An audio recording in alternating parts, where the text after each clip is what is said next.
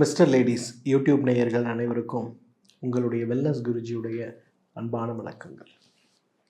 நம்முடைய உடல் பஞ்சபூதத்தால் ஆனது. இந்த பஞ்சபூதங்கள் நேரிடையாக நம்மை இயக்காமல் வாதம், பித்தம், கபம்ங்கிற 3 தோஷங்களை உருவாக்கி இருக்கிறது பார்க்கும். இந்த தோஷங்கள் செயல்படுகின்ற தோஷங்களாக காரணிகளாக இருக்கிறதுனால உடலுடைய அங்கமாக பார்க்கக்கூடிய அங்கமாக நமக்கு உருவாக்கி இருப்பது தான் செரிமான மண்டலம், இரத்த மண்டலம், தசை மண்டலம், எலும்பு மண்டலம், எலும்பு மஜ்ஜை மண்டலம், இனப்பெருக்க மண்டலம், நோய் எதிர்ப்பு சக்தி மண்டலம். இந்த உயிர் இருக்குது அப்படின்னா இந்த உயிருக்கு தேவையான ஆற்றலும் சக்தியும் எங்கிருந்து நமக்கு கிடைக்கும்? பிரபஞ்சத்திலிருந்து நாம் எடுக்கக்கூடிய சக்தி, உணவின் மீது நமக்கு கிடைக்கக்கூடிய சக்தி, அதே போல் பிராணன் காற்றின் மூலம் நமக்கு கிடைக்கக்கூடிய சக்தி. இந்த 3 சக்தியும் உடலுக்குள் சேர்ந்து உருவாகக்கூடிய பிராணசக்தி. இந்த பிராணசக்தியை உருவாக்குவதற்கு, பிரபஞ்ச சக்தியை நாம் உள்ளே எடுத்துக்கொள்வதற்கு தான் நமக்கு 7 சக்கரங்கள் இருக்கிறத பார்க்கணும். மூலாதாரம், சஹஸ்ரஹாரம், மணிப்பூரகம், மூலாதாரத்தில் ஆரம்பித்து சஹஸ்ரஹாரம் வரை இருக்கக்கூடிய 7 சக்கரங்கள். இந்த 7 சக்கரங்களும் நம்ம உடம்புல உருவாக்கக்கூடிய சக்தி அலைகளுடைய உயிரோட்டமான ஒரு அமைப்பு தான் அவயங்கள்னு சொல்லுவோம். அன்னமய, பிராணமய, மனோமய, விஞ்ஞானமய, ஆனந்தமயம் சொல்லக்கூடிய 5 கோஷங்களை உருவாக்கி இருக்கிறத பார்க்கணும். இந்த 5 கோஷங்களுக்கு அடுத்து உடலுடைய சக்தி பீடங்களாக உடலுடைய ஆற்றல் உச்சந்தலையிலிருந்து உள்ளங்கால் வரை பிரதிபலிக்கின்ற ஒரு நிலைக்குத்தான் இன்றைக்கு நாம் சொல்லக்கூடியது வர்மங்கள்.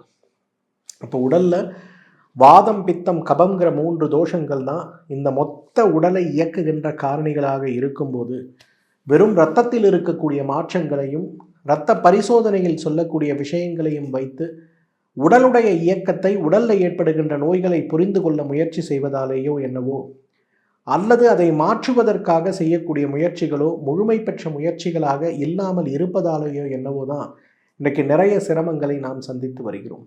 நம்முடைய முன்னோர்களும் சித்தர்களும் ஒரு மனிதன் பிறப்பிற்கு முன்பிருந்து பிறந்து இறந்து அடுத்த ஜென்மம் செல்கின்ற வரை வாழக்கூடிய வாழ்க்கையில் என்னென்ன நல்ல கெட்ட விஷயங்கள் எதால் ஏற்படுகிறது, அந்த கெட்ட விஷயங்கள் நமக்கு ஏற்படின் அதை மாற்றுவதற்கான வழிமுறைகள் என்னங்கிறத மீண்டும் மீண்டும் வலியுறுத்தி சொல்லி கொடுத்தும் கூட இந்த கலாச்சாரத்தை மறந்த ஒரு சமூகமாக நம்ம மாறி போனதுனால தான் இன்றைக்கு நிறைய நோய்களோடு போராடி கொண்டிருக்கிறோம்.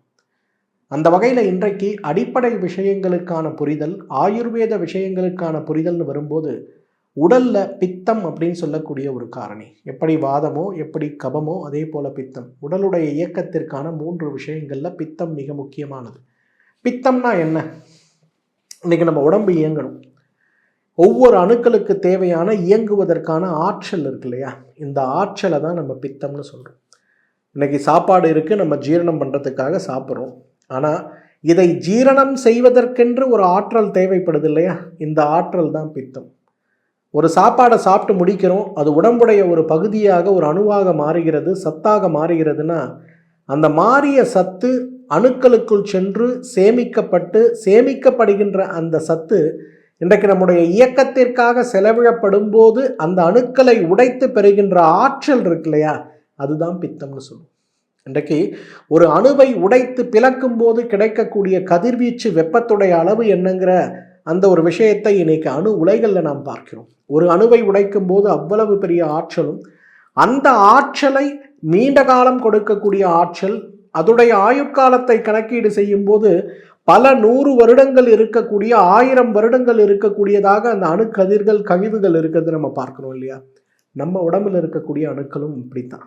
இன்னைக்கு இன்னும் மனித இயல்பை, மனித உடலை, மனித அணுக்களை புரிந்து கொள்ளாத முடியாத ஒரு மருத்துவமாகத்தான் இன்றைக்கு இந்த மாடர்ன் மெடிசன் இருக்குது. அந்த வகையில் இன்றைக்கு பித்தம் இந்த உடலுடைய மொத்த இயக்கத்திற்கு தேவையான ஆற்றலை வழங்கக்கூடிய ஒவ்வொரு அணுக்களிலும் இருக்கக்கூடிய மைட்டோகாண்ட்ரியான்னு சொல்லக்கூடிய அந்த ஒரு மைட்டோகாண்ட்ரியாவுடைய சக்தியை நிர்ணயிக்கக்கூடிய, மைட்டோகாண்ட்ரியாவில் பொதிந்து கிடைக்கக்கூடிய சக்தியாக நாம் பார்ப்பது தான் பித்தம். இன்னைக்கு பித்தத்தில் 2 காரணிகள், ஒன்று சூடு தன்மை, ஒன்றொன்று குளிர்ந்த தன்மை. இந்த சூடு தன்மை அதிகமாகும் போது உடம்புல கடுமையான நோய்கள் ஏற்படும். இன்னைக்கு நீங்கள் பார்க்கக்கூடிய மஞ்சள் காமாலை நோயில் ஆரம்பித்து புற்றுநோய் வரை உடலுடைய சூடு தன்மையால் ஏற்படுவதை பார்க்கிறோம். அதே போல் உடலுடைய அந்த பித்தத்துடைய குளிர்ச்சித்தன்மை, இந்த குளிர்ச்சித்தன்மை நீங்கள் பார்த்தீங்கன்னா இன்றைக்கு இரத்த சோகையில் ஆரம்பித்து சில வகையான முடக்குவாத நோய்கள் வரை இந்த பித்தத்துடைய குளிர்ச்சித்தன்மையால் ஏற்படுவதை பார்க்கிறோம். அப்போ உடல்ல பித்தம் மிகுந்தாலும் நோய், குறைந்தாலும் நோய் அப்படின்னு வரும்போது பித்தம் உடலில் மிகுந்திருக்கிறது, பித்தம் சீற்றமடைந்திருக்கிறது, பித்தம் அதுடைய இயல்பான நிலையிலிருந்து பிசறி இருக்கிறது, பிழன்று இருக்கிறது அப்படின்னு வரும்போது என்ன அறிகுறிகளை பித்தம் வெளிக்காட்டும்? 10 அறிகுறிகள். முதல் அறிகுறி செரிமான மண்டலத்தில் ஏற்படுகின்ற கோளாறு. பசி அதிகமாக இருக்கும், 1 மணி நேரத்துக்கு ஒரு முறை சாப்பிடணுங்கிற அளவுக்கு கடுமையான பசி வரும். சாப்பிட்ட பிறகு வயிற்றில் உணவு இல்லாதது போல திருப்தியற்ற நிலை இருக்கும். அந்த நேரத்தில் ஏதேனும் ஒரு உணவு நம்ம வயிற்றுக்குள்ள போகலைன்னா உடனே படபடப்பு, அப்படியே மூச்சு வாங்கி வேர்வை கொட்டி எதை பார்த்தாலும் பிடித்து பிடுங்கி சாப்பிடக்கூடிய அளவுக்கு ஒரு கடுமையான பஸ்மகம்னு சொல்லக்கூடிய ஒரு நோய் அப்படிங்கிறது பித்தத்தால் ஏற்படுவது. இந்த பித்தம் வரும்போது முதல் பாதிப்பு எங்கே நீங்கள் பார்க்க முடியும்னா நம்ம உடம்புல செரிமான மண்டலத்தை தான். 2வது, பித்தம் கூடுதலாக மாறும்போது இன்றைக்கு உருவாக்கக்கூடிய நோய் தான் இன்றைக்கு இரத்த சோகைன்னு சொல்லக்கூடிய நோய். பொதுவாக இரத்த சோகையை அனீமியா அப்படின்னு ஒரு வார்த்தையில் போட்டு முடிச்சிடுறாங்க. பாண்டுன்னு சொல்லக்கூடிய ஒரு நோய். இந்த பாண்டு நோய் ஏற்படும் போது இரத்த அணுக்களுடைய உற்பத்தி, முழுமையான இரத்த அணுக்களுடைய உற்பத்தி, செயல்படுகின்ற இரத்த அணுக்களுடைய உற்பத்தி, அணுக்கள் முழுமையாக இருந்தாலும் அதோடைய செயல்பாடு ஆயுள் குறைந்து போயிருக்கக்கூடிய நிலை அப்படின்னு இந்த 5 நிலையும் ஏற்படக்கூடியதை நம்ம பார்க்கிறோம். இன்றைக்கு வெறும் ரத்தத்தை பார்க்கும்போது ஹீமோக்ளோபின் குறைவாக இருக்குது, உடனே ஒரு ஊசி போடுங்க, உடனே ஒரு ரத்தத்தை ஏற்றுங்கன்னு சொல்லக்கூடிய நிலை அப்படிங்கிறது ஒரு பக்கம் இருந்தாலும் கூட மற்றொரு பக்கத்தை நம்ம பார்க்கக்கூடிய ஒரு நிலை என்னன்னா, என்ன செய்தாலுமே நீண்ட கால இரத்த சோகை நோய்கள் இன்றைக்கு நிரந்தர நோயாக புற்றுநோயை உருவாக்கி விடுவதை பார்க்கிறோம், ஈரல் நோயை உருவாக்குவதை பார்க்கிறோம், மண்ணீரல் வீக்க நோயை உருவாக்கி விடுவதை பார்க்கிறோம். இன்றைக்கு மிகப்பெரிய அளவில் நம்ம உடல்ல பாதிப்பு ஏற்படுத்தக்கூடிய நோய்களில் மிகப்பெரிய நோயாக நாம் பார்த்து கொண்டிருப்பது, உடலுடைய அணுக்களுடைய செயல்பாடுகள் சார்ந்த நோயாக பார்த்து கொண்டிருப்பதெல்லாம் பித்த மிகுதியால் ஏற்படுகின்ற நோய்கள். மறந்தே போய்விடக்கூடாது. இதே பித்தம் மிகுந்து மாறும்போது நம்ம உடம்புல ஏற்படுகின்ற மற்றும் ஒரு அறிகுறி தான் தோல் நோய்கள். நீங்க பார்க்குற எல்லா தோல் நோயும், அது வெள்ளை கருப்பானா இருக்கட்டும், கருப்பு கரப்பானா இருக்கட்டும், லிச்சன் பிளானஸா இருக்கட்டும், அல்லது சோரியாசிஸ் நோயாக இருக்கட்டும், உடலில் நாம் பார்க்கின்ற எல்லா விதமான தோல் நோய்களுக்கும் அடிப்படை காரணம் பித்த தோஷம்தான். இன்றைக்கு இந்த பித்த தோஷம் சீரற்ற நிலையில் இருக்கும்போது பித்த தோஷம் உருவாக்கக்கூடிய மிகப்பெரிய பக்க விளைவுகளில் ஒன்று எதுனா தோல் நோய்கள். இன்றைக்கு அரிப்பில் ஆரம்பித்து கரப்பான் வரையிலும், இன்றைக்கு அட்டிகேரியா போல ஒரு வீக்கம் ஒவ்வாமையோடு ஏற்படுகின்ற தோல் நோயில் ஆரம்பித்து முழுமையாக தலைமுடி கொட்டி போகின்ற வழுக்கை நோய் வரை அனைத்துமே பித்த மிகுதியால் ஏற்படுவது. இந்த பித்த மிகுதியால் ஏற்படுகின்ற நோய்களை கவனத்தோடு கையாள வேண்டும். ஏன்னா நிறைய நேரங்களில் ஒரு தோல் நோய்க்கு மருந்து சாப்பிடும்போது அந்த நோய் பெருகிடும். நம்மெல்லாம் யோசிப்போம் என்ன காரணம்னே தெரியலன்னு. ஏன்னா கொடுக்கின்ற மருந்து பித்த மிகுதியை உருவாக்கக்கூடிய மருந்தாக இருக்கான், தோல் நோய் பெருசாயிடும். தலைமுடி கொட்டக்கூடியது, இளநரை இன்றைக்கு திடீர்னு உங்களுக்கு வருதுன்னா நல்லா ஞாபகம் வச்சுங்க, அது ஊட்டச்சத்து குறைபாடு, அது இதுன்னு நீங்கள் 1000 காரணங்கள் சொன்னாலும் பித்த மிகுதியால் ஏற்படுகின்ற நோய்களில் மிக முக்கியமானது இந்த ஊட்டச்சத்து குறைபாடால் ஏற்படுகின்ற நோய்கள் அப்படின்னு சொல்லக்கூடிய அனைத்துமே இன்றைக்கு பித்த மிகுதியால், பித்தத்துடைய சீற்றத்தால் ஏற்படுவது. இளநரை அப்படின்னாலே அந்த காலத்தெல்லாம் அதை இளநரைன்னு யாரும் சொல்ல மாட்டாங்க, பித்த நரைன்னு தான் சொல்லுவாங்க. அப்படின்னா என்ன அர்த்தம்? பித்தம் அதிகமானாலே நமக்கு தலைமுடி நரைச்சி போகிறத பார்க்க முடியும். 5வது, இன்றைக்கு தோல் நோய்களைப் போலவே நம்மை சிரமப்படுத்துகின்ற மற்றும் ஒரு சிரமம் என்ன? உடலுடைய கடுமையான சூடு, எரிச்சல், கண்களில் ஏற்படுகின்ற எரிச்சல், உள்ளங்கால்களில் ஏற்படுகின்ற எரிச்சல், சிறுநீர் கழிக்கும் போது ஏற்படுகின்ற எரிச்சல், மலம் கழிக்கும் போது ஏற்படுகின்ற எரிச்சல். இந்த எரிச்சல் பித்த மிகுதி நமக்கு இருக்கிறதுன்னு சொல்லக்கூடிய மிக முக்கியமான அறிகுறி. 6, இரிட்டபிள் பவல் சிண்ட்ரோம். எதை சாப்பிட்டாலும் உடனே மலம் கழிப்பதற்கு ஓட வேண்டி இருக்குன்னு சொல்லக்கூடிய அளவுக்கு இன்றைக்கு நம்ம உடம்புல கடுமையான இரிட்டபிள் பவல் சிண்ட்ரோம் இருக்குன்னா அதற்கு காரணமே உடலில் இருக்கக்கூடிய பித்த மிகுதி தான். இன்றைக்கு யாரெல்லாம் இரிட்டபிள் பவல் சிண்ட்ரோம்னால அவதிப்பட்டு இருக்கீங்க? 2 வகையான இரிட்டபிள் பவல் சிண்ட்ரோம் சொல்லுவோம். ஒன்று IBS வித் C, ஒன்று IBS வித் D. அப்படின்னா என்ன அர்த்தம்? Irritable bowel syndrome with constipation, irritable bowel syndrome with diarrhoea. அந்த irritable bowel syndrome with constipation வரக்கூடியது வாதத்துடைய சீற்றத்தால் ஏற்படுவது. இந்த irritable bowel syndrome with diarrhoea ஏற்படுவது முழுக்க முழுக்க பித்தத்தால் ஏற்படுவது. ஸோ இன்றைக்கி யாருக்கெல்லாம் ஐபிஎஸ் நோயோட போராடிட்டு இருக்கீங்களோ சிம்பிளாக உங்கள் உடம்புல இருக்கக்கூடிய பித்தத்தை குறைக்கக்கூடிய வழிமுறைகளை நீங்கள் செஞ்சு பாருங்கள். நீண்ட காலம் 20-30 வருடங்களாக இருக்கக்கூடிய ஐபிஎஸ் நோய் கூட மறைந்து போய்விடுவதை பார்க்க முடியும். 7வது, இன்றைக்கு பொதுவாக நாம் பார்க்கக்கூடிய நோய்களில் மிக மிக மோசமாக பார்க்கக்கூடிய நோய் மூல நோய். இந்த மூல நோய், வெரிகோஸ் வெயின் நோய், இது எல்லாமே பித்த மிகுதியால் ஏற்படுவது தான். அதனால தான் இயற்கை மருத்துவத்தில் மூல நோய் ஏற்படும் போதும் பித்தம் சார்ந்த நோயாக அதை கருதி பித்தத்தை குறைக்கக்கூடிய உணவு முறைகள் வழிமுறைகள் கொடுக்கப்படுவதையும், வெரிகோஸ் வெயின் ஏற்படும் போது அதே போல பித்தத்தை குறைக்கக்கூடிய வழிமுறைகள் கொடுக்கப்பட்டு அவை குணமாக்கப்படுவதையும் பார்க்கிறோம். இன்றைக்கு பித்தத்தை குறைத்தால் நாம் ஆரோக்கியமாக வாழ முடியும் அப்படின்னு வரும்போது பித்தத்தை குறைக்கக்கூடிய வழிமுறைகளை பின்பற்றும் போது இந்த மூல நோயும் பௌத்திர நோயும் ஆசனவாய் வீக்கமும் ஆசனவாய் வெடிப்பும் வெரிகோஸ் வெயின் நோயும் காணாமலே போய்விடுவதை பார்க்க முடியும். 8வது, இன்றைக்கு பித்த மிகுதியால் ஏற்படுகின்ற மற்றொரு நோயாக நாம் பார்ப்பது தான் வாத ரத்தம்னு சொல்லக்கூடிய கவுட் நோய். இன்றைக்கு யூரிக் ஆசிட் அதிகமாகுதுன்னு ஒரு பிரச்சனையை சொல்கிறோம்ல, இதெல்லாம் சிறுநீரக மண்டலம் சார்ந்த நோயாக நீங்கள் பார்த்தாலும் கூட பித்த மிகுதி ஏற்படும் போது மட்டும்தான் இந்த கவுட் நோயுடைய சீற்றம் அதிகமாகிறத பார்க்க முடியும். இன்றைக்கு கவுட் நோய்க்கு சாப்பிடக்கூடாத உணவுன்னு நீங்கள் பாருங்களேன். மட்டன் சாப்பிடக்கூடாது, ரெட் மீட் சாப்பிடக்கூடாது, இன்றைக்கு காராமணி சாப்பிடக்கூடாது, மொச்சை கொட்டை சாப்பிடக்கூடாதுன்னு ஒரு பட்டியல் இருக்கும். புரதம் அதிகமான உணவுகளை சாப்பிடக்கூடாது. இந்த உணவுகள் எல்லாம் நம்மளுடைய பாரம்பரிய மருத்துவத்தை நீங்கள் கம்பேர் பண்ணீங்கன்னா பித்த மிகுதியை உண்டாக்கக்கூடிய உணவுகளாகவே இருக்கிறத பார்க்க முடியும். அப்போ பித்த மிகுதியை உண்டாக்கக்கூடிய அத்தனை உணவுகளையும் நாம் தவிர்த்தோமானால் நமக்கு உடல்ல ஆரோக்கியம் மேம்படுவதை பார்க்க முடியும். குறிப்பாக இந்த பித்த மிகுதியால் ஏற்படுகின்ற நோய்களுடைய சிரமத்தை குறைத்து கொள்ள முடியும். இன்றைக்கு கவுட்டுக்கு நீங்கள் யூரிக் ஆசிடை குறைக்கிறதுக்கு மருந்துகளை எடுத்துக்கொள்ளும் போது பித்தத்தை குறைக்கக்கூடிய வழிமுறைகளையும் பாரம்பரிய மருத்துவத்தில் சேர்த்து எடுத்து பாருங்கள். உங்கள் கவுட் நோய் எங்கே போச்சுனே தெரியாமல் மறைஞ்சு போகும். ஸோ இன்றைக்கி இந்த இடத்துல தான் ஒரு நோயுடைய அடித்தளம் வெறும் இரத்தத்தில் இருக்கக்கூடிய கழிவுகள் அளவீடுகளை சார்ந்து மட்டும் நாம் பார்க்காமல் உடலுடைய அடிப்படை காரணிகளாக இருக்கக்கூடிய பித்தத்துடைய சீற்றத்தையும் புரிஞ்சு பார்த்துக்கிட்டோம்னா கரெக்டாக இருக்கும்.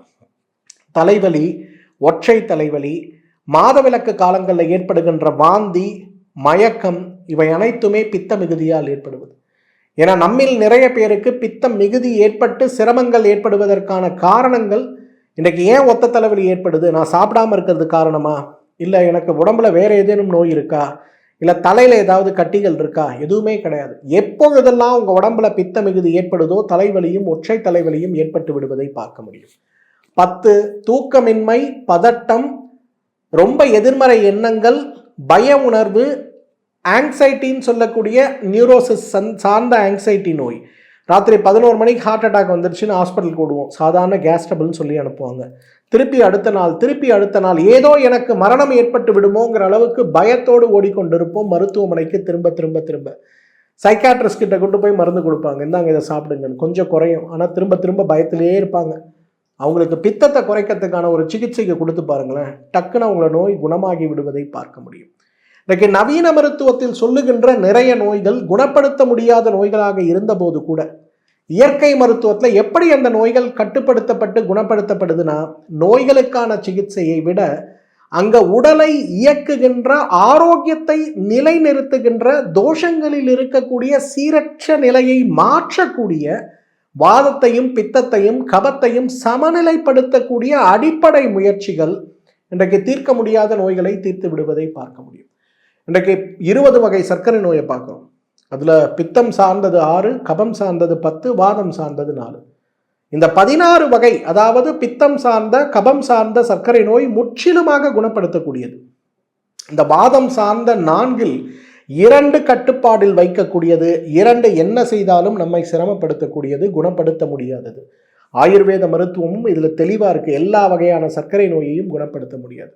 எப்படி மாடர்ன் மெடிசனில் இன்னைக்கு குணப்படுத்தவே முடியாதுன்னு சொல்கிற நோய் எப்படி இயற்கை மருத்துவத்தில் குணப்படுத்தக்கூடியதாக மாறுது அப்படின்னா, அந்த நோயில் இருக்கக்கூடிய அடிப்படை காரணிகளாக இருக்கக்கூடிய பித்தத்தையும் கபத்தையும் நீக்கக்கூடிய முயற்சிகளை நாம் செய்யும்போது நம்முடைய ஆரோக்கியத்தில் மிகப்பெரிய மாற்றம் ஏற்பட்டு விடுவதை பார்க்க முடியும். ஸோ இது நம்ம புரிந்து கொள்ள வேண்டிய விஷயம்.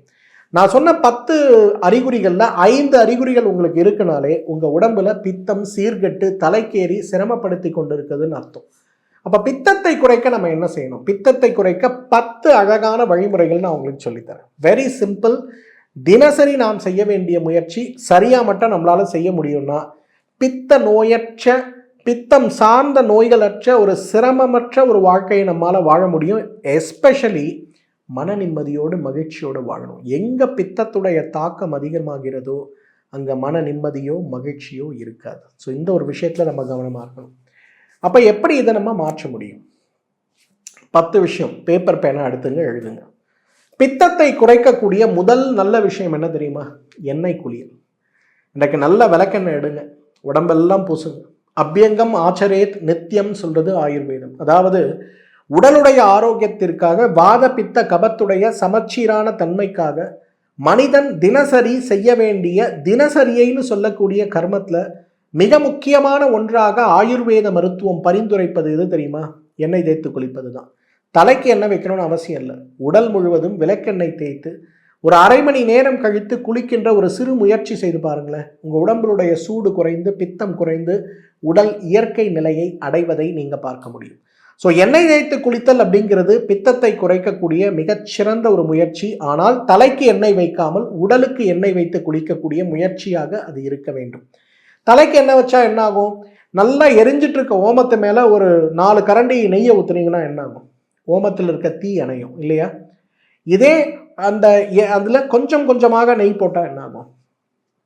தீபம் நல்லா வளரும். அந்த மாதிரி ஹோமம் செய்யும்போது எவ்வாறு குறைந்த அளவு அந்த இடத்துல நெய்யை சேர்க்கும் போது தீ வளருகிறதோ அதே போல உடலில் இருக்கக்கூடிய பித்தத்தை குறைக்கும் போது தினசரி விளக்கெண்ணெய் சேர்த்து குளிக்கக்கூடிய ஒரு பழக்கத்தை ஏற்படுத்தணும்னா பித்தத்துடைய தன்மை குறைந்து ஹோமம் எரிவது போல நம் வயிற்றில் இருக்கக்கூடிய அக்னி சுடர்விட்டு எரியும் போது நம்ம ஆரோக்கியம் நன்றாக இருக்கும்.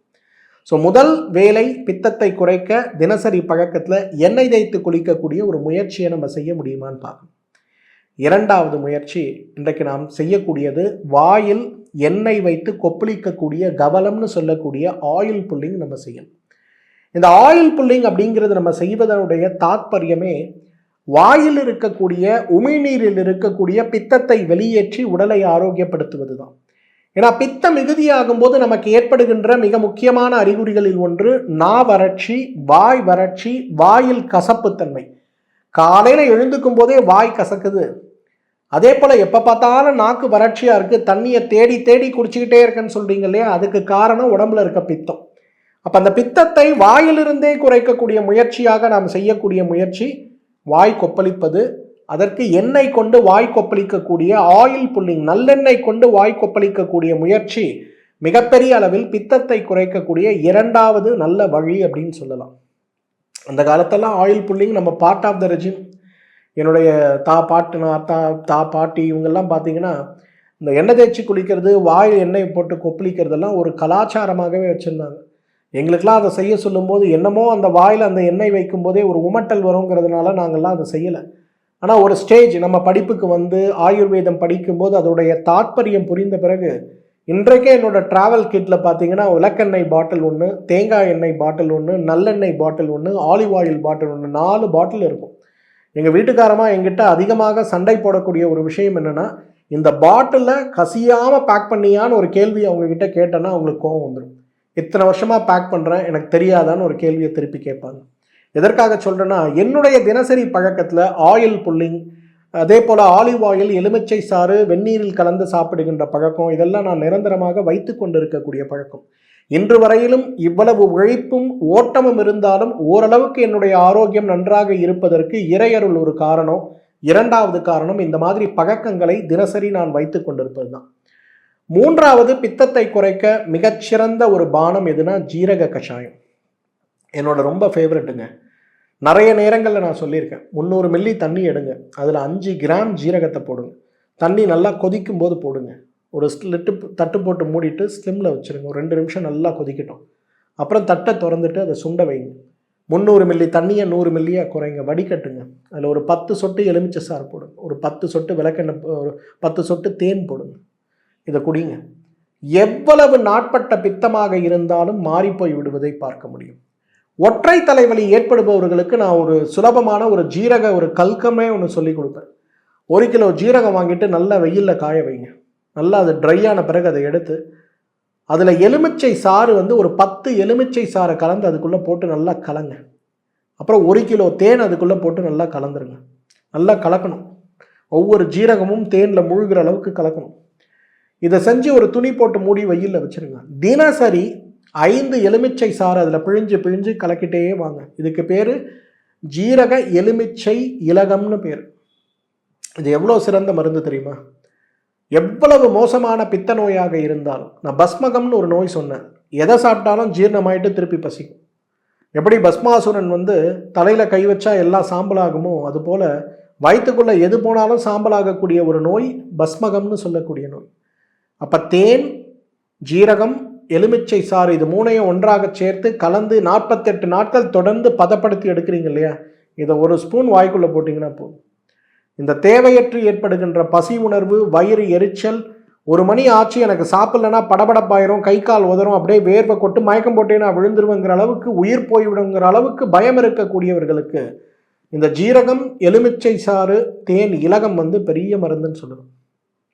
ஸோ ஜீரக கஷாயம் இன்றைக்கு பித்தத்தை குறைக்கக்கூடிய சிறந்த அருமருந்துகளில் ஒன்று, ஒன் ஆஃப் த பெஸ்ட் ரெமெடிஸ்னே நான் சொல்லுவேன். 4வது இளநீர். நம்ம எல்லாருக்குமே தெரியும், இளநீர் குடித்தா உடம்புல இருக்க சூடு குறையும் நம்ம சொல்லுவோம். ஆனால் இளநீர் குடித்தா உடம்புல இருக்க பித்தம் குறையும். இளநீரை தினசரி சாப்பிடுகின்ற வழக்கத்தை பித்த நோயாளிகள் வச்சுக்கணும். பித்த நோயோடு போராடி கொண்டிருப்பவர்கள் வச்சுக்கணும்.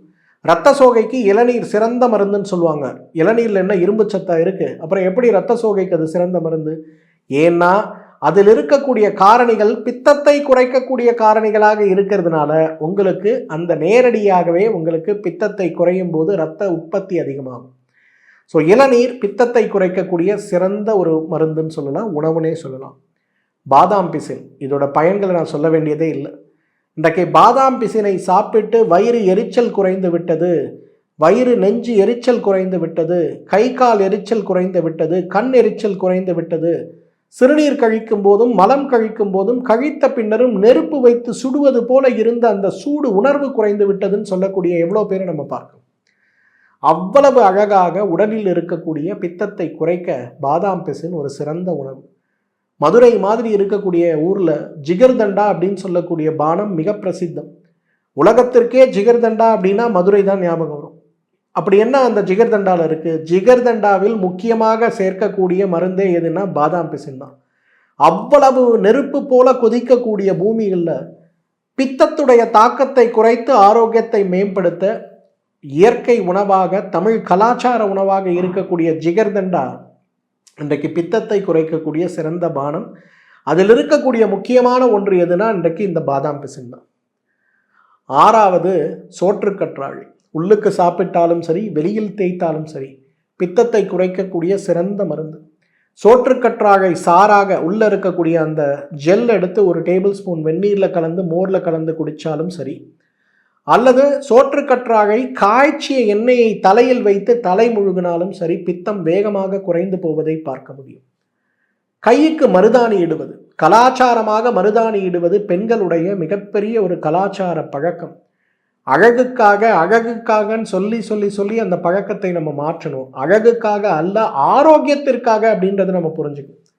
இன்னைக்கு நிறைய கெமிக்கல் சேர்ந்த மருதாணிகள் கிடைக்கிறத பார்க்குறேன். தயவுசெய்து அது எதையும் பயன்படுத்தாதீங்க. கோயம்பேடு மார்க்கெட்டில் உங்களுக்கு கேட்டால் டன் கணக்கில் கிடைக்கக்கூடிய அளவுக்கு மருதாணி இலைகளும் பூக்களும் உங்களுக்கு கிடைக்குது. நம்ம ஊரில் கோயில்களில் இடம் இருக்குன்னா ஊர் பெரியவர்கள் மருதாணி செடியை நட்டு வைங்க. ஊரில் இருக்கக்கூடிய பெண்களும் குழந்தைகளும் அந்த செடியில் இருக்கக்கூடிய மருதாணியை பறித்து அரைத்து பூசட்டும். மருதாணி வைக்கின்ற குணம் இருக்கக்கூடிய பெண்களுக்கு கருப்பை மண்டல நோய்களோ குழந்தையின்மை நோய்களோ ஏற்படாது. நல்லா புரிஞ்சுங்க. ஏன்னா பெண்களுக்கு பெரும்பாலும் குழந்தையின்மை நோய் ஏற்படுவதற்கு அடிப்படை காரணமே உடல் சூடு தான். அப்போ உடல் சூடு அதிகமாக இருக்கக்கூடிய பெண்களுக்கு மாதவிலக்கு சார்ந்த நோய்கள் ஏற்படும் அப்படின் போது, அப்போ பித்தத்தை குறைக்க எடுக்கக்கூடிய முயற்சியாக நாம் மருதாணியை தொடர்ந்து வைக்கக்கூடிய ஒரு முயற்சி செய்தாலே போதும், நம்முடைய பித்தம் வேகமாக உடலில் ஊறிக்கொண்டே இருக்கிறத பார்க்க முடியும். ஸோ பித்தம் அப்படின்னு வரும்போது வெளிப்புறமாகவே அதை குறைப்பதற்கு மருதாணி ஒரு சிறந்த உபாயம். வாரம் ஒரு முறை, சனிக்கிழமை வருதா ஞாயிற்றுக்கிழமை வருதா, வீட்டில் பெண் பிள்ளைங்க இருக்காங்கன்னா மருதாணி இலையை பறிங்க, கொஞ்சம் கொட்டை பாக்கு வைங்க, அதில் கொஞ்சம் புளி வைங்க, கொஞ்சம் சுண்ணாம்பு வைங்க, நல்லா உரல் அல்லது அம்மியில் போட்டு அரைங்க, எடுத்து பிள்ளைங்களுக்கு வச்சு விடுங்க. மருதாணி வச்ச பிறகு பார்த்துங்க, அந்த உடல் சூடுனால் மருதாணி கருக்க ஆரம்பிக்கும். ஆனால் ஒரு 3 மாதம் நீங்கள் இதை வச்ச பிறகு பாருங்களேன், அந்த சிவப்பு நிறம் மாறாமல் அவ்வளவு அழகாக இருக்கிறத பார்க்க முடியும். இன்றைக்கு உடல் சூடை பித்தத்தை குறைக்க மருதாணியை விட சிறந்த ஒரு மருந்து இருக்குமான்றது கேள்விக்குறிதான். மோர். இன்றைக்கு பித்தத்தை குறைக்க சிறந்த பானம் எதுனா மோர். பித்தத்தால் ஏற்படுகின்ற மிகப்பெரிய நோய் எது? Irritable bowel syndrome. ஒரு நாளைக்கு 20 முறை மோஷன் போகிறது. நான் சொன்ன மாதிரி IBD, இரிட்டபிள் பவல் சிண்ட்ரோம், டின்னு சொல்லக்கூடிய டயேரியாவோடு இருக்கக்கூடிய நோயை கட்டுப்படுத்த மிகப்பெரிய அளவில் நமக்கு உதவி செய்யக்கூடிய அருமருந்து எது? நிச்சயமாக இன்றைக்கு மோர் தான். மோர் நம்ம கோடை காலத்தில் கொடுப்பதே கோடையுடைய சீற்றத்தை குறைப்பதற்கும் கோடையுடைய வறட்சியை குறைப்பதற்கு மட்டுமல்ல, கோடையுடைய சூடினால் ஏற்படுகின்ற அந்த ஒரு ஈரமான தன்மை, அதால் ஏற்படுகின்ற பித்த மிகுதியை மாற்றுவதற்காகவும் தான். நன்னாரி.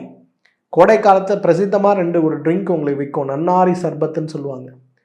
நம்ம பாரம்பரியம் சார்ந்த உணவுகளுடைய விழிப்புணர்வு வர ஆரம்பித்த பிறகு பிரபலமாக இருக்கக்கூடிய நிறைய ஸ்வீட் ஸ்டால்லாம் இன்றைக்கி நான் பார்க்குறேன்.